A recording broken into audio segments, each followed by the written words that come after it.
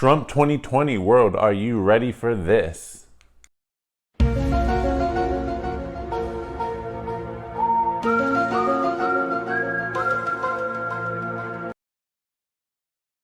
So I just want to say welcome to my channel. This is Bruce the Boss Brooks. If you are a returning subscriber, I just want to say thank you for your support. Don't forget to smash on that like button.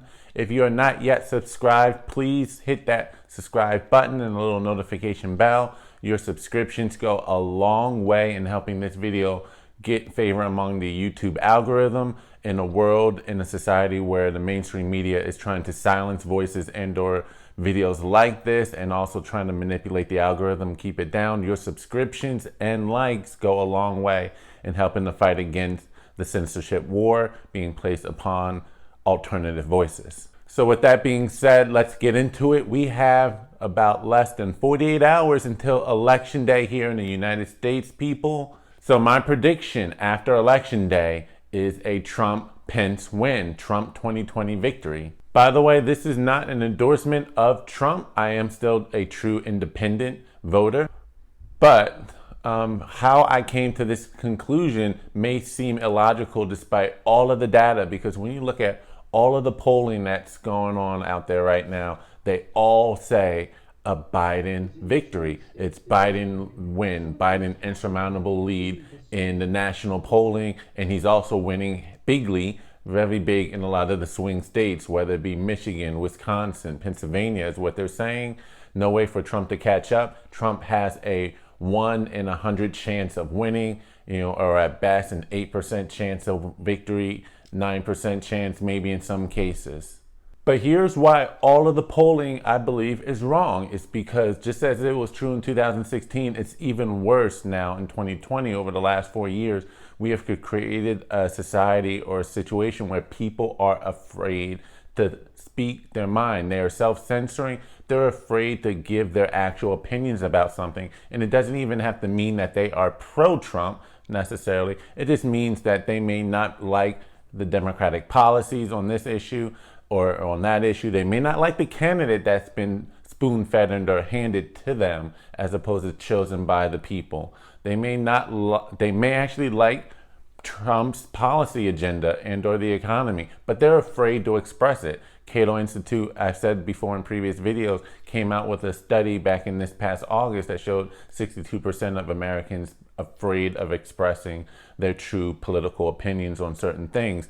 52% of those who identify as Democrat self-censor, 59% of those identifying as independent self-censor, and 77% of Republicans self-censor. They're afraid to say what they think because they're afraid of being labeled as a xenophobe, homophobe, a racist, a bigot, coon, Uncle Tom, or Uncle Ruckus. They're afraid of being ostracized by their people in their community, their family, their friends, and even having their jobs potentially jeopardized if they came out and showed what they really thought about certain political issues and or who they might be considering or not considering. And when you attack people like that as well, belittle them and or not even give them the time of day or create an environment where they're not safe or comfortable to express themselves, how else do you expect them to vote or go except to go in the opposite direction that you seem to be pushing them towards? And they're gonna let their voice know on Election Day. And the other reason why I feel as though, despite the Cato Institute's polling on the suppressed self-censorship here in America, there's also the rallies. Let's take a look at these rallies. Let's look at these Biden rallies. I think there's a reason why you don't get a panoramic view of Biden's supporters. You take a look at some of these rallies, like the one he had recently in Phoenix, Arizona. Despite advance notification, you have almost no one there. There's very little to low, enthusiasm for the man. Very little turnout. And yes, they'll try to spin it and say, we don't want any large turnouts amid a pandemic. We don't want crowds more than 50 people, yada, yada, yada. They can't get those people. But then you take a look at the Trump rallies in contrast. So let's take a look at what the Trump rallies are like. We've had examples of a freaking boat parade. How many people in this country really have a boat, have access to a boat enough to do this large scale event here? So you just see whether it is a boat parade or just in-person rallies, the rallies he's having all across the country, and not just in states and areas that he won easily. We're talking about battleground states. We're talking about states like Pennsylvania and places like Reading and or Montgomery County, Florida, Georgia, where he's getting these massive turnouts. I just saw an interview with Michael Moore. He did an interview with The Hill, and he talked about how there was this one county in Michigan, his home state, where Trump didn't win. Trump got a lot of counties in Michigan, but there's this one county where Hillary won, and Trump held a rally in that county and had a massive turnout in the thousands.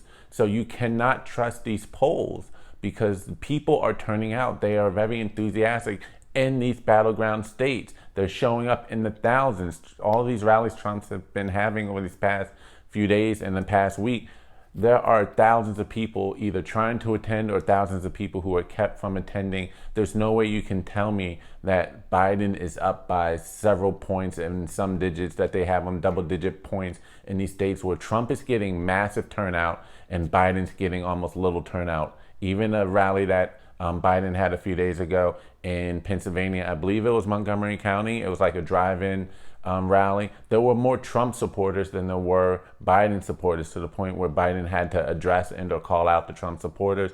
The rally presence tells me that Trump has this.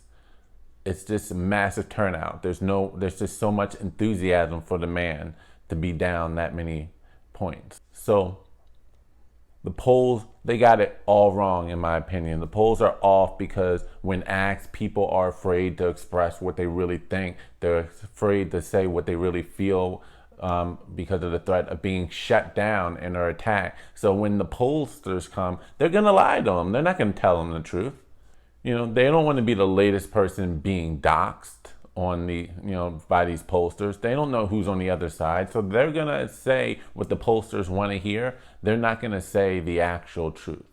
And even on the issue of the coronavirus, I think a lot of people, though they want to be smart about it, they're also saying, we've been kind of lied to about, the seriousness of this virus. There's been a lot of overhyping it and no real strategy from the other side other than mass and lockdowns. Well, lockdowns are not a strategy. That's just a diversionary tactic used to buy time until you can come up with an actual plan. And a lot of people say that you have his critics, Trump critics, say he mishandled the coronavirus. Can those critics point me to any other world leader that has supposedly handled the coronavirus the way that is suitable, that suits their comfort level? Can anyone point to another world leader, another country that has, so quote unquote, beat the coronavirus, where they're no longer dealing with it and they're no longer going to a shutdown? And what will Biden do that's so astronomically different, therefore, if you can't, from these other world leaders? What in his plan is he offering that's so dramatically different? Because you look at all of these other liberal countries in Europe, you look at, and even Australia, which is just getting out of lockdowns, but they might go back in it soon. But you have Germany going into a partial lockdown. You have Spain going into a lockdown. You have France going into a lockdown. And you have Boris Johnson contemplating another lockdown in the UK, although he has enacted more restrictions, which is practically a partial lockdown, just not a full-on lockdown. So practically all of Europe, other than Sweden, is going back into lockdown. What is Biden going to do that's so astronomically different? Because all of those countries, France, United Kingdom, Spain, they locked down. People stayed in. People wore masks. They social distanced. They did everything that the quote-unquote scientific community told them to do. And still, they have not quote-unquote beaten it, because you cannot beat this. This virus is here to stay. You got to learn to live with it and also recognize the truth. And the truth is, this is not that deadly. It's not that catastrophic. Yes, cases can rise, but so long as hospitalizations do not spike and so long as deaths do not spike, there's no need to lock down the entire country and our population and all the healthy people if the overwhelming majority of these cases are not people who are actually sick, but people who are just testing positive, and not test positive, i.e. by going to their doctors and or being admitted into the hospital. These are just random testings that are now available as testing is going up. But these are mostly people who are not sick, are not showing any symptoms, or at worst such mild symptoms, but are still able to go on with their daily lives. And people are like, you know what? I need to make money and I can't be locked in my house anymore. My kids need to go back to school. This distance learning is not working for me. It's not working for my kids. They're falling even further behind. We need something different than what Biden is prescribing and what most of Europe has been doing that seems to be not working. And then there's the black vote. Brexit is a real thing. Black voters, minority voters, are saying in larger and larger numbers that to the Democratic Party, you do not own me, you do not own my vote, you have not earned my vote yet. I am not that enthusiastic about you. I am walking away, whether that means walking towards the Republican Party or just walking away from party affiliation altogether. And so for one of the first times in decades, the Democratic Party is losing a lot of automatic black support across the country. I still feel as though they've got it in Philly, they've got it in New York, they've got it in Los Angeles for the most part. But once you start going further south of the Beltway in the Northeast and getting into, like, say, North Carolina, that has recorded over 37,000 black voters just walking away from party affiliations overall, he's lost that support. And in a lot of cases, you see a lot more and more blacks saying, you know what? You haven't done much for me, Democratic Party, even though we've been giving you our votes for decades. You've been treating us like political punks or political chumps. Look at what you did to Ice Cube. He said, hey, y'all haven't really done much for us. I have a plan. Let's work together. And the Biden campaign, yes, they listened to him, but they failed to act on anything. They said, vote for us and then talk to us after the election. Whereas at least the Trump administration said, you know what, we'll listen, we'll even incorporate some of your plans, even though we don't go all the way, but at least incorporating some aspects of it into our platinum plan, at least making some form of commitment in their policy change or policy adjustment to tweak the demand. But again, bottom line is the black voters are walking away in droves, and I think Trump is getting an even larger number of the black support now. I think Rasmussen polls even show Trump support as much as 33%. Far cry from the 8% that he had in 2016. And if that holds true, it's over. It's over. If Biden has lost that much of the black vote, and even if it's not 33%, but if it's anything more than the 8% that Trump needed to win, it's a wrap.